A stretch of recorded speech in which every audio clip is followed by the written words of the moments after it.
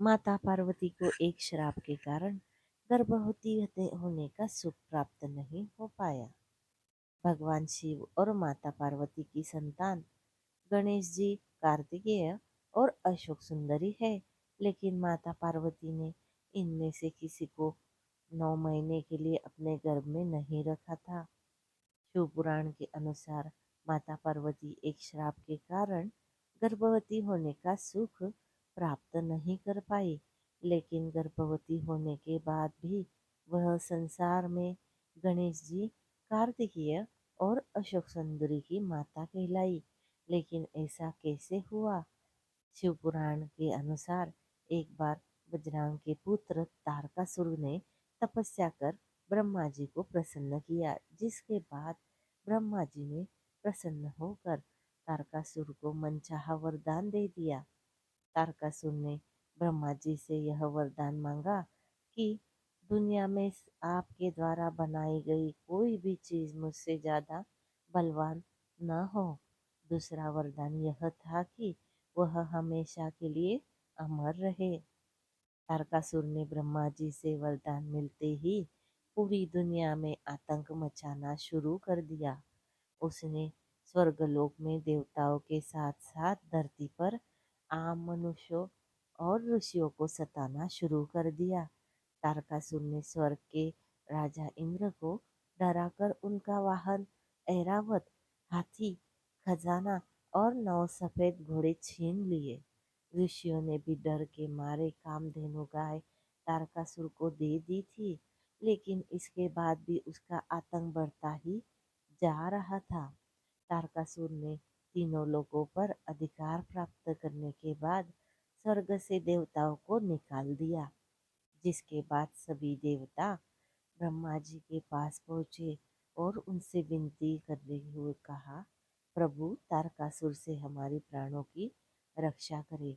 ब्रह्मा जी ने देवताओं के कष्ट को देखकर दुखी हुए और उन्होंने देवताओं से कहा कि इस स्थिति में मैं कुछ नहीं कर सकता हूँ, क्योंकि तारकासुर के तप से खुश होकर मैंने ही उसे सबसे बलशाली होने का वरदान दिया था।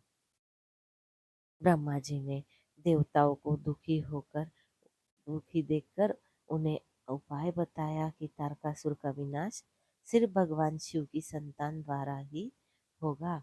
यह सुनकर सभी देवता हैरान हो गए, क्योंकि माता सती ने तो अपना शरीर योगाग्नि में नष्ट कर दिया था, तो यह कैसे हो पाएगा? तभी ब्रह्मा जी ने कहा कि सती दोबारा पार्वती के रूप में जन्म लेगी, जिसके बाद उनका विवाह भगवान शिव के साथ होगा।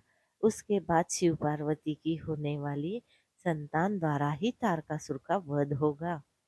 महादेव की हमेशा ही तपस्या में लीन रहने के कारण माता पार्वती ने ब्रह्मा जी से सहायता मांगी। माता पार्वती ने अपने दिल और आत्मा से शिव के प्रति समर्पित थी, इसलिए सभी देवी देवताओं ने शिव का दिल जीतने में उनकी मदद करने का फैसला किया। भगवान शिव और माता पार्वती के विवाह बाद देवताओं ने कामदेव को माता पार्वती की सहायता के लिए भेजा, ताकि वह भगवान शिव की तपस्या भंग कर उन्हें काम के प्रति मोहित कर सके, ताकि शिव पार्वती द्वारा संतान उनका उद्धार हो सके। देवताओं ने कामदेव को भगवान शिव की तपस्या को भंग करने के लिए भेजा था। तब कामदेव की पत्नी रति के साथ कैलाश पहुंचे, जिसके बाद कामदेव ने भगवान शिव की तपस्या को भंग कर दिया। तपस्या भंग होने से भगवान शिव क्रोध में आ गए और कामदेव को वहीं पर भस्म कर दिया।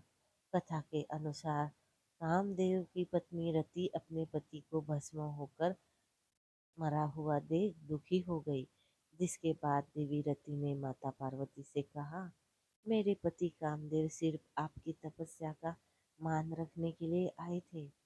तुम्हारी वजह से मैंने न सिर्फ अपने पति को खो दिया, बल्कि माँ बनने का सुख भी खो दिया है। उसके बाद देवी रति ने अपने पति की राख को हाथों में लेकर माता पार्वती को श्राप दे दिया। जिस तरह माँ बनने का सुख मैंने खोया, उसी तरह मैं पार्वती को श्राप देती हूँ कि वह कभी भी गर्भ से संतान को जन्म नहीं दे पाएगी। शिव पुराण के अनुसार बाद में जब भी शिव जी का क्रोध शांत हुआ एवं समस्त देवताओं ने तारकासुर को मिले वरदान के बारे में अवगत कराया, तो कामदेव की पत्नी रति ने शिव जी से कामदेव को जीवित करने का निवेदन किया, जिसके बाद भगवान शिव ने कामदेव को दोबारा जीवित कर दिया।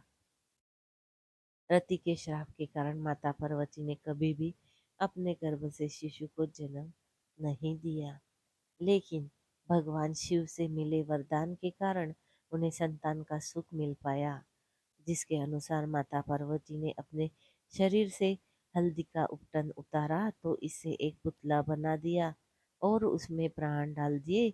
इस तरह भगवान गणेश की उत्पत्ति हुई।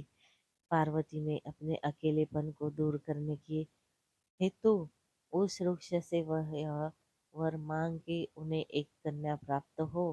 तब कल्प वृक्ष द्वारा अशोक सुंदरी का जन्म हुआ। इसी तरह तारकासुर का वध करने के लिए कार्तिक जी की उत्पत्ति हुई और माता पार्वती को संतान सुख प्राप्त हुआ। तो दोस्तों, आपको ये कहानी अच्छी लगी हो तो हमारे चैनल को लाइक शेयर और सब्सक्राइब जरूर करें। धन्यवाद। हर हर महादेव।